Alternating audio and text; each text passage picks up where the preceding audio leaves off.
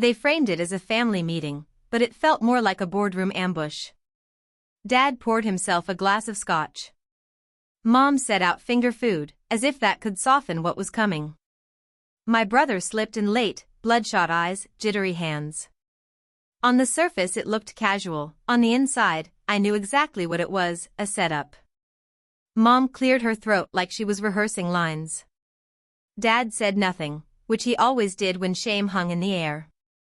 Then she laid it out, steady and rehearsed. Your brother's in a bind, honey.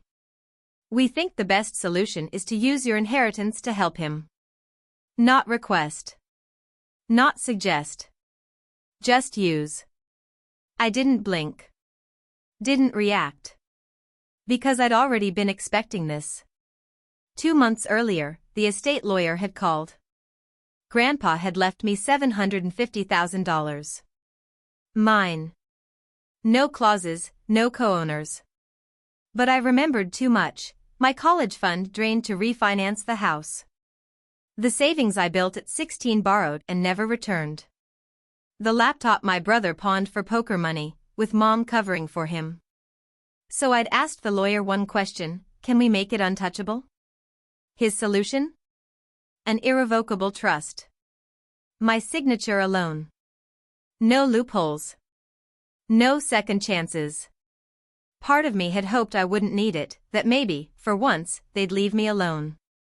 But now here they were, speaking as if my future existed only to pay off his debts. Dad finally chimed in, voice low. He owes some dangerous people. They'll hurt him. They'll hurt us. That almost made me laugh. When I was 19, spiraling through a breakdown, they told me to tough it out. When I couldn't cover rent, I got, figure it out. You're grown. Now suddenly the family was fragile? My brother never met my eyes. Just sat slumped, fingers twitching. His third rescue mission. But this time, I wasn't the lifeboat. I let them talk. Let them pitch how we'd liquidate a portion of my money, how it wouldn't be all of it, just enough to cover his mess. Mom even added, it's not like you were using it. Like my dreams were disposable. Like my future was optional. I smiled, not agreement, but memory. I wanted to etch her face into my mind. I'll think about it, I said. Relief flooded the room.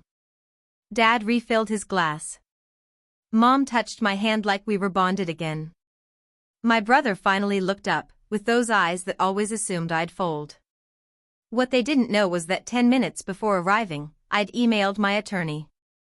The trust was fully sealed, ironclad, alert triggered, immune to their reach. 2 days later, Mom called, perky, saying she'd already started the paperwork. I told her calmly there was nothing to start. She went quiet. I explained, it's all in a trust. Locked. Untouchable. But we're your parents, she said. And I'm not your bank, I replied. That night, Dad showed up at my place angry, sweating, slurring. He accused me of tearing the family apart, of sentencing my brother to death. My answer was simple: then he dies. Actions have consequences. He slammed the wall so hard a frame crashed down. Then he stormed out. The next morning, a lawyer from the casino called. Someone had tried using my name to negotiate a settlement. Forgery. It traced straight back to Brian. My brother. I filed the police report within the hour. No hesitation. After that? Silence. No more family meetings. No calls.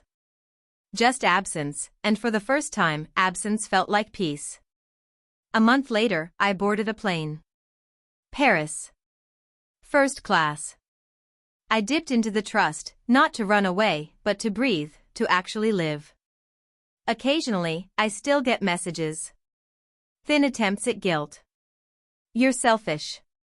You abandoned him. You changed. They're right. I did change. I stopped bleeding for people who let me drown. I stopped rescuing the ones who never once threw me a rope. The trust sits untouched, solid, and waiting. And I smile whenever I think of that so-called meeting. The way they spoke like I was still a child. The way they planned to strip me bare. And the way I let them talk, oblivious, as the ground shifted beneath their feet. Zero access granted. And that's how it will stay.